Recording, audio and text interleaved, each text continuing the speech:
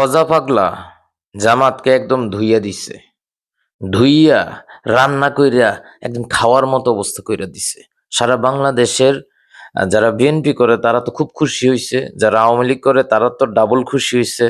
যারা একটু নিরপেক্ষ আছে বাংলাদেশপন্থী তারাও খুব খুশি হইছে।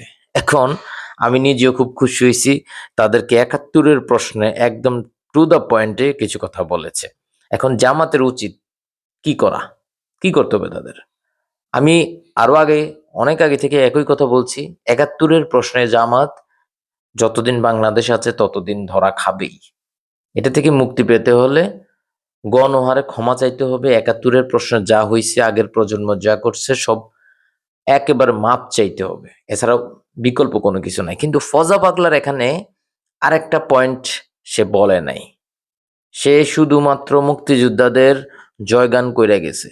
এটা সবাই করবে। কিন্তু মুক্তিযুদ্ধের চেতনাকে কাজে লাগিয়ে শেখ হাসিনা এবং তার পরিবার এবং তার সাঙ্গপাঙ্গ গত সিজনের মানে ১৭ বছরে যারা এমপি মন্ত্রী ছিল তাদের দুর্নীতি, তাদের আকাম-উকাম, বিশেষ করে যারা মুক্তিযোদ্ধা ছিল তারা দেশকে যেভাবে লুটপাট করেছে, আমি সকল মুক্তিযোদ্ধার কথা বলি নাই।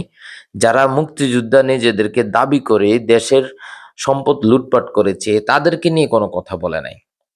দেখেন, জামাতের যেসব নেতারা ৭১ সালে বাংলাদেশ চায় নাই তারা তো অপরাধ করেছে। তারা ওই সময় লুটপাট করেছে যুদ্ধের সময়। এটা তো অস্বীকার করার কোনো সুযোগ নাই। করেছে। এখন কারা করেছে জামাতের পক্ষ থেকেও বর্তমান জামাতের পক্ষ থেকেও তদন্ত করে সেটা বের করা উচিত। এবং সরকারকেও অনুপ্রাণিত করা দরকার যে কারা ওই সময়ে সত্যিকার অর্থে লুটপাট করেছে তাদেরকে চিহ্নিত করা, জাতীয় বেঈমান হিসেবে চিহ্নিত করা।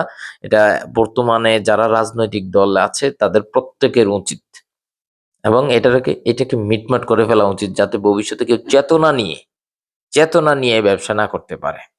এখন এই যে ফজা পাগলা, তিনি নিজেও বলছেন নিজেকে ফজা পাগলা বলছেন।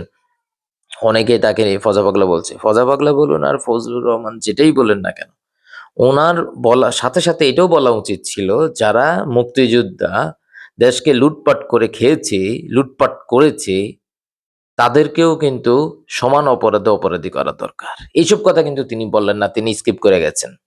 এটা কি ঠিক হইল? ফজা পাগলার এই কাজটা কিন্তু ঠিক হয় নাই। সো আপনারা কি মনে করছেন সেটা আপনারা জানাতে পারেন। ধন্যবাদ।